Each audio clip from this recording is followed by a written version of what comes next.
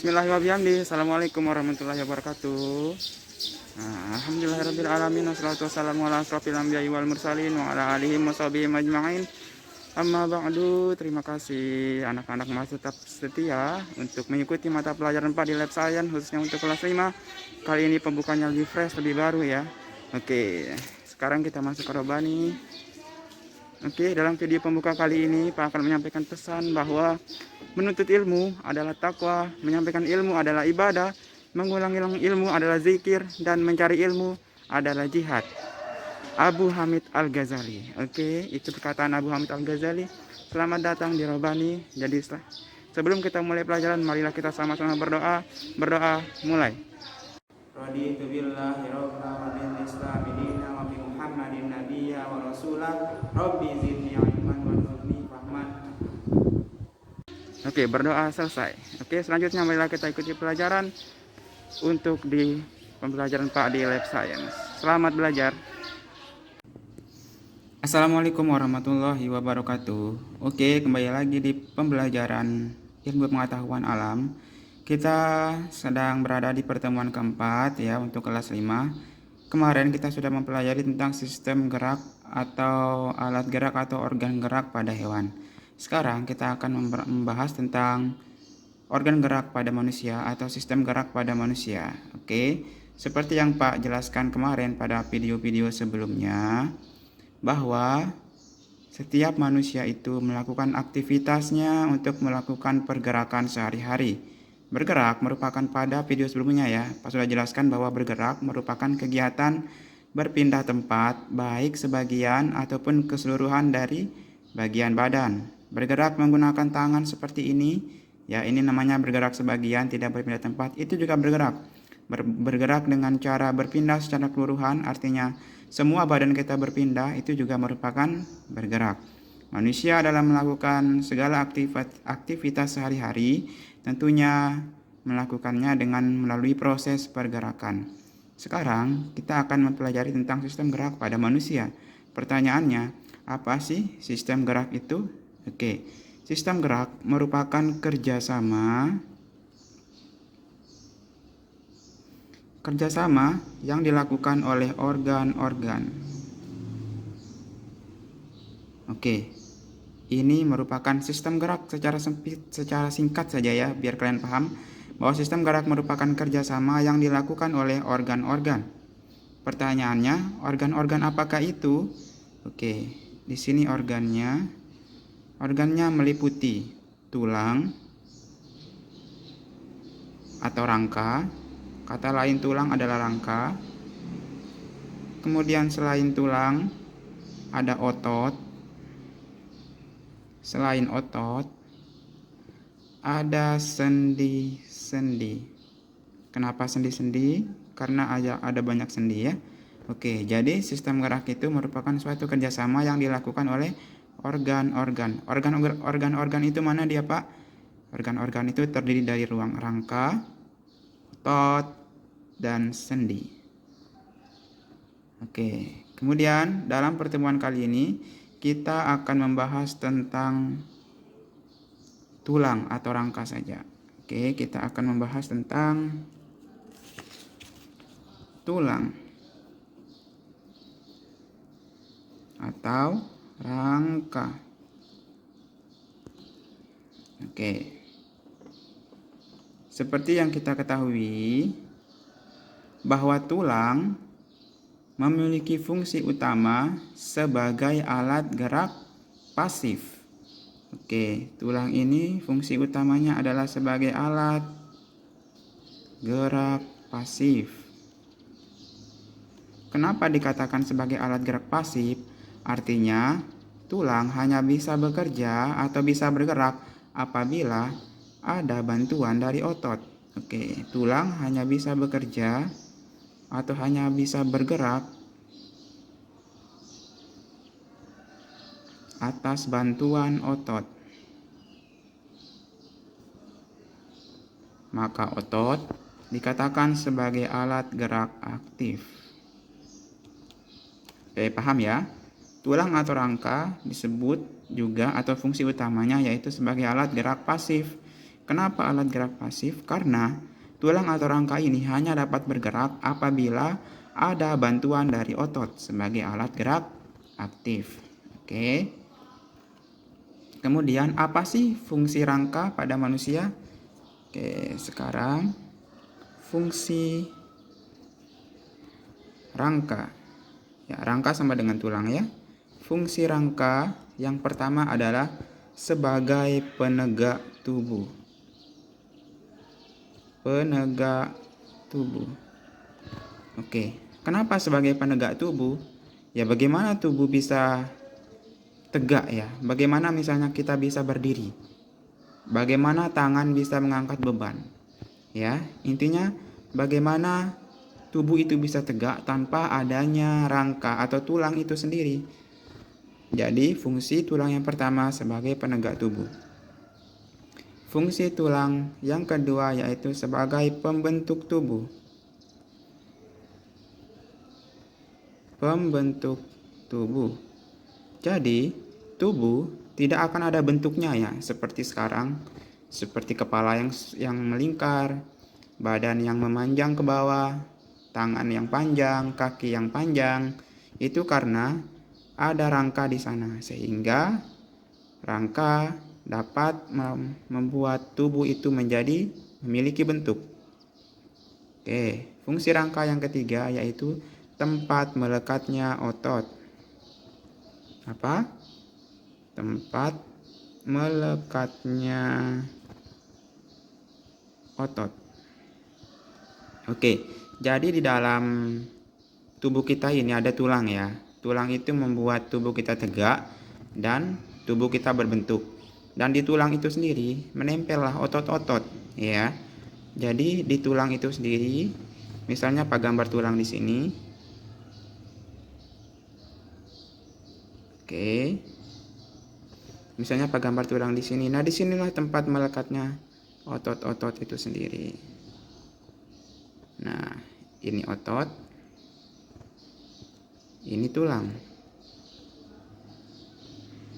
Oke, jadi fungsi tulang yang ketiga adalah tempat melekatnya otot. Oke. Kemudian, fungsi tulang yang keempat yaitu tempat terjadinya proses pembentukan sel darah merah. Jadi kita buat saja pembentukan sel darah merah. Oke, jadi di tulang ada tempat terjadinya sebagai proses pembentukan sel darah merah. Jadi sel darah merah itu dibentuk di tulang. Kemudian fungsi yang paling penting pada tulang yaitu sebagai alat gerak pasif. Kenapa dikatakan sebagai alat gerak pasif? Karena dia atau tulang tidak akan bisa bergerak tanpa adanya bantuan dari otot. Otot ini merupakan termasuk alat gerak aktif yang membuat alat gerak pasif bisa bergerak, yaitu tulang itu sendiri. Oke. Kemudian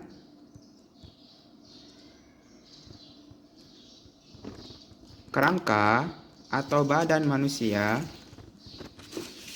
itu dapat dibagi menjadi 3 kelompok, yaitu rangka ya atau kerangka badan ya. Kerangka atau badan manusia.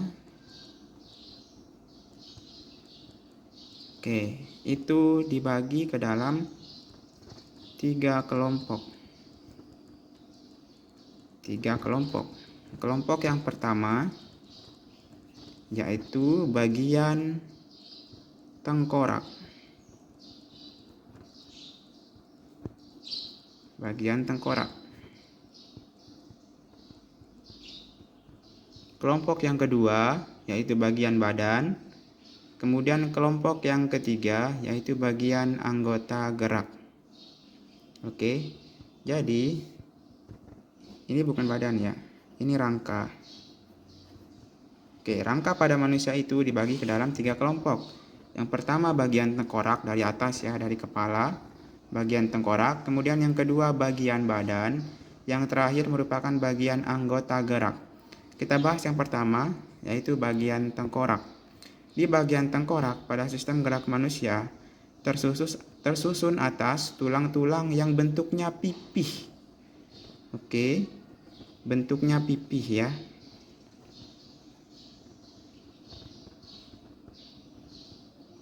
Oke. Jadi pada bagian tengkorak itu rata-rata tulangnya itu bentuknya apa? Pipih. Oke, bentuknya pipih itu ya seperti ini pipih ya, tidak tebal. Oke. Yang menjadi tempat terjadinya proses pembentukan sel-sel darah merah dan putih. Jadi pada tulang yang bentuknya pipih ini merupakan tempat terjadinya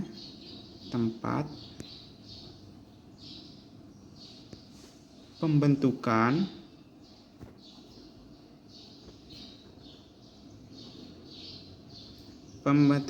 sel darah merah dan sel darah putih. Oke, jadi kalau ditanya besok di mana tempat proses pembentukan sel darah merah dan sel darah putih, yaitu berada di bagian tulang tengkorak ya, yang bentuknya pipih. Oke. Di bagian tengkorak sendiri itu ya, di bagian tengkorak itu ada berbagai macam tulang. Ada berbagai macam bentuk tulang ya. Oke. Nah,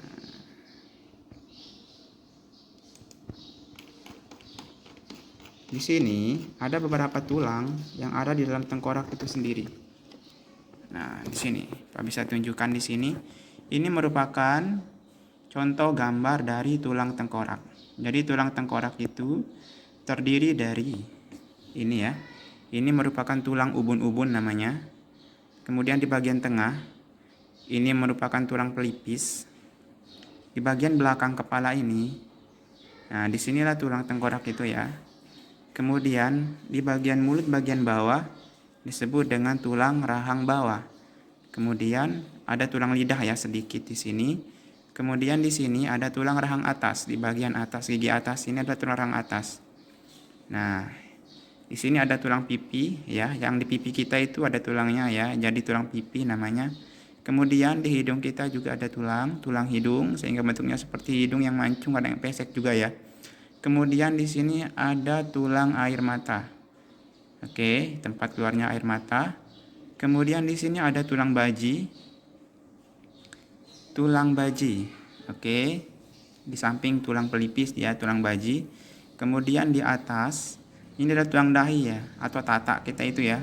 Di sini adalah tulang dahi. Oke. Jadi kita kembali ke sini. Oke. Masing-masing tulang yang sudah Pak tunjukkan tadi itu berjumlah 2 buah. Jadi masing-masing tulang pada bagian tengkorak itu berjumlah 2 buah. Ya, masing-masing tulang pada tengkorak itu berjumlah 2 buah. Kecuali tulang lidah, tulang tengkorak, dan tulang dahi. Kecuali tulang lidah, tulang tengkorak,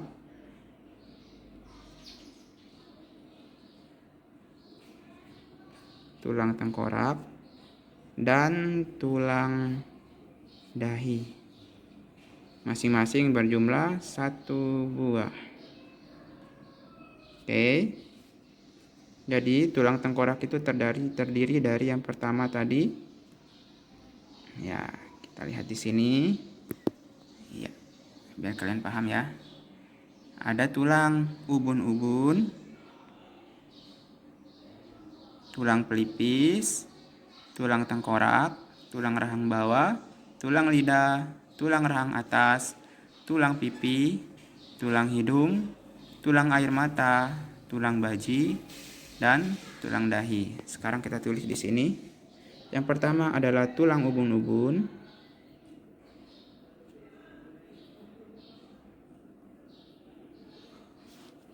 Yang kedua tulang pelipis,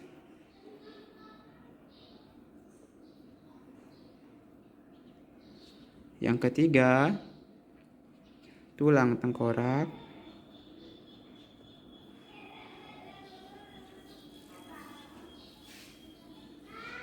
yang keempat tulang rahang bawah,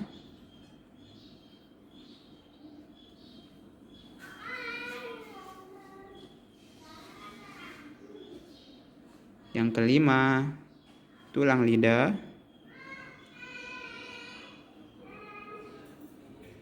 yang keenam tulang rahang atas,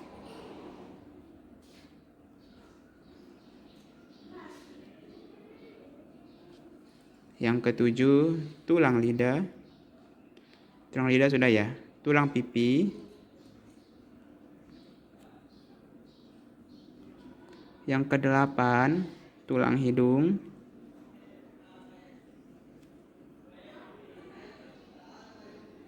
yang kesembilan tulang air mata,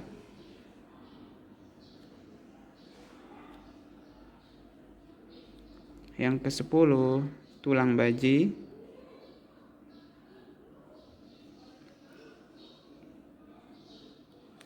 yang ke-11 tulang dahi.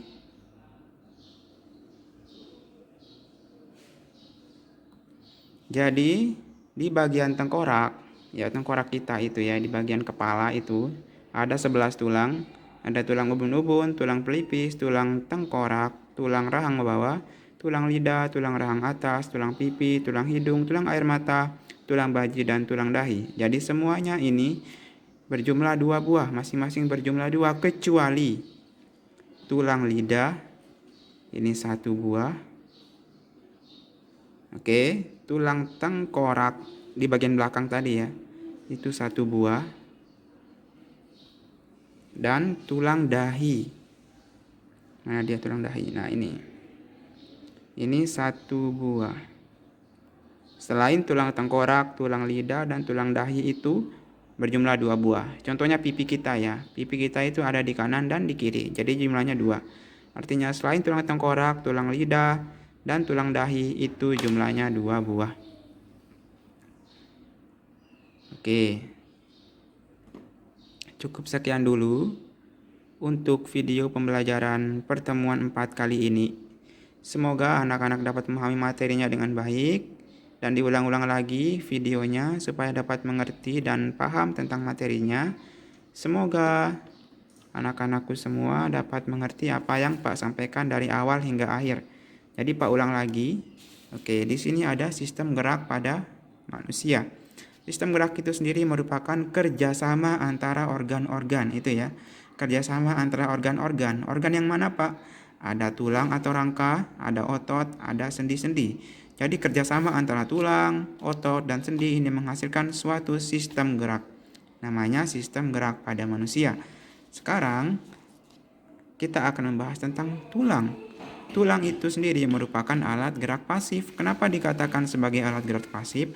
Karena dia tidak akan bergerak atau tulang tidak akan mampu bergerak tanpa adanya bantuan dari otot atau merupakan alat gerak aktif.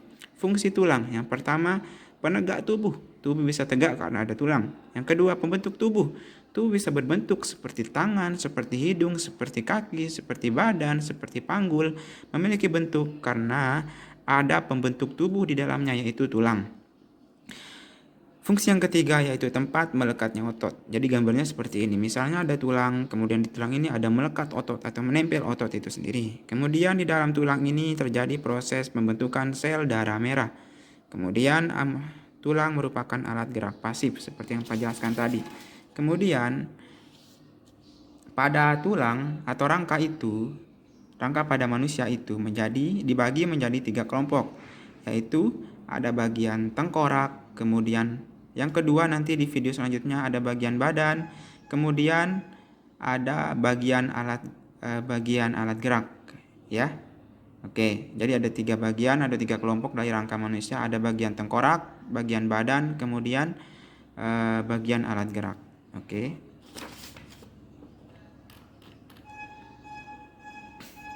Bagian alat gerak ya atau anggota gerak. Jadi Jadi di video ini kita telah membahas tentang bagian tengkoraknya saja. Jadi bagian tengkorak ya, atau bagian kepala itu, semua bagiannya atau semua rangkanya atau bagian tengkorak itu, semua tulangnya itu bentuknya pipih. Pipih itu seperti ini ya, pipih. Tipis, tipis ya, tidak tebal. Kemudian pada tulang-tulang tengkorak ini yang bentuknya pipih ini ternyata dia memiliki fungsi sebagai tempat pembentukan sel darah merah dan sel darah putih. Oke. Kemudian di kesemua tulang pipih yang ada di tengkorak itu ternyata berjumlah 2 buah. Kecuali tulang lidah, tulang tengkorak, dan tulang dahi yang hanya berjumlah 1 buah. Artinya tulang ubun-ubun ya seperti ini. Artinya tulang ubun-ubun ini berjumlah 2 buah. Kemudian tulang pelipis ini berjumlah 2 buah. Kemudian tulang rahang bawah ini berjumlah 2 buah di sebelah kiri dan sebelah kanan. Kemudian tulang rahang atas ini juga berjumlah 2 buah. Kemudian selanjutnya merupakan tulang pipi. Ya, pipi ya 2 ya, pipi kita di kanan dan di kiri. Kemudian tulang hidung ya, tulang hidung juga ternyata berjumlah 2 buah. Kemudian tulang air mata, karena matanya ada 2 makanya tulang air matanya ada 2. Kemudian tulang baji. Tulang baji ini tulang sebelah pelipis ya, ada tulang baji. Sebelahnya mata ini tulang baji ya. Kemudian di atasnya ada tulang dahi. Tulang dahi ini jumlahnya 1, tulang baji jumlahnya 2. Oke, demikian untuk rangkuman yang sudah Pak sampaikan dari awal hingga akhir pada video pembelajaran kali ini. Semoga anak-anak di rumah dapat mengerti dan dapat memahami apa yang Pak sampaikan. Tinggal kalian ulang-ulangi saja materinya pada video kali ini. Semoga bermanfaat dan dapat kalian serap semua yang apa Pak sampaikan. Terima kasih. Alhamdulillahirrabbilalamin. Ya, itu tadi kita sudah mengikuti pelajaran Pak di Life Science. Semoga kalian tetap semangat dan mudah menyerap pelajaran. Kita tutup pembelajaran kali ini dengan sama-sama berdoa, doa kifaratul majelis. Subhanakallahumma bihamdika asyhadu an la ilaha illa anta astaghfiruka wa atubu ilaik. Oke, pesan Pak sekali lagi, jangan lupa tetap semangat dan terus belajar di rumah. Demikian, assalamualaikum warahmatullahi wabarakatuh.